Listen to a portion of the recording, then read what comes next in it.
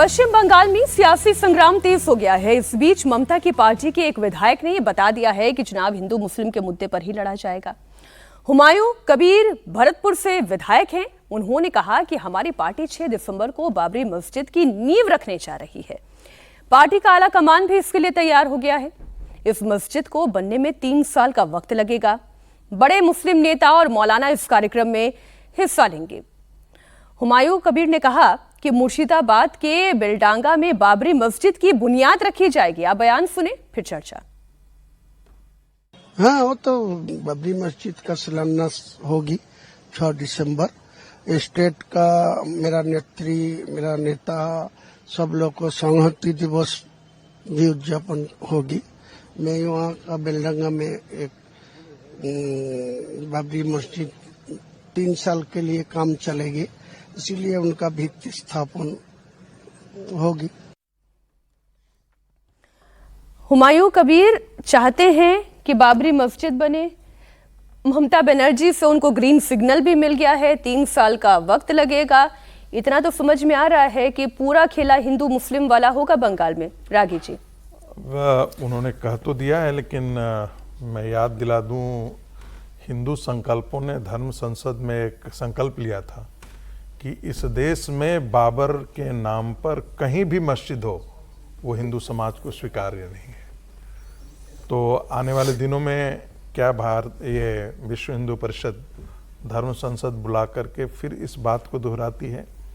लेकिन एक बात साफ है कि ऐसा करने के पीछे उनका मकसद ये है कि आने वाले बंगाल के चुनाव को वो किसी तरीके से पोलराइज करें।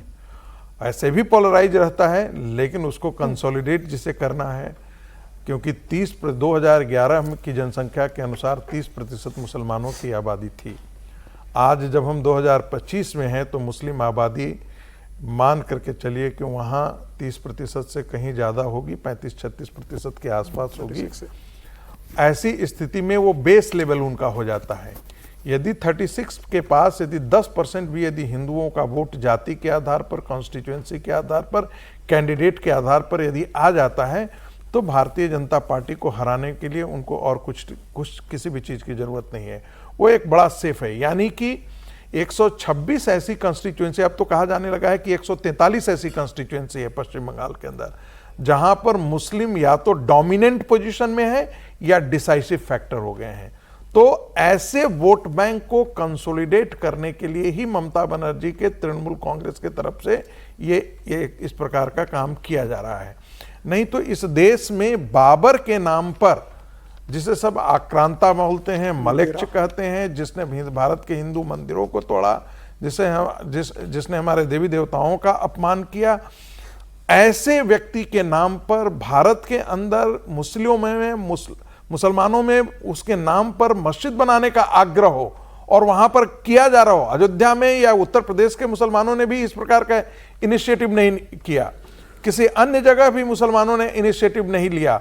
लेकिन यदि वो वहां पर कर रहे हैं और वो तृणमूल का एक टैक्टिकल समर्थन है, तो ये मान करके चलिए कि आने वाले बंगाल में पूरा पोलराइजेशन होने जा रहा है।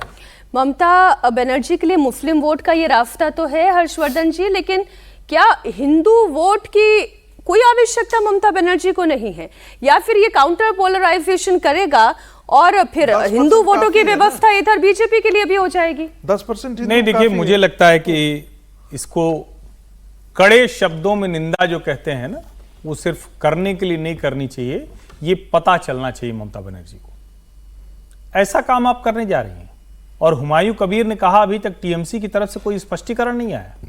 बाबर इस देश के लिए आक्रांता था, उसके नाम पर 500 सालों का जो संघर्ष है, जिसने राम मंदिर तोड़कर मस्जिद बनाई थी, और आप कह रहे हैं कि बंगाल में जाकर बना देंगे। हिंदू धर्म का तमाशा बनाना तय कर लिया है तृणमूल कांग्रेस ने। और अगर आप ये कर रहे हैं तो फिर आप इसकी तैयारी रखिए कि जो हिंदू मुसलमान करने की बात होती है वो आप भारतीय जनता पार्टी के माथे नहीं लगा सकते। और मैंने कहा था, जब मैं लौट के आया, जब प्राण प्रतिष्ठा हुई थी उसके तुरंत बाद मेरा जाना हुआ था कलकत्ता में गया, तो पहली बार लोगों ने कहा और देखा भी मैंने कलकत्ता की सड़कों पर, जो वहां की ट्रेड यूनियन थी, यहां तक कि जो तृणमूल कांग्रेस की ट्रेड यूनियन थी, वो भी राम मंदिर की प्राण प्रतिष्ठा पर पोस्टर लगा रही थी।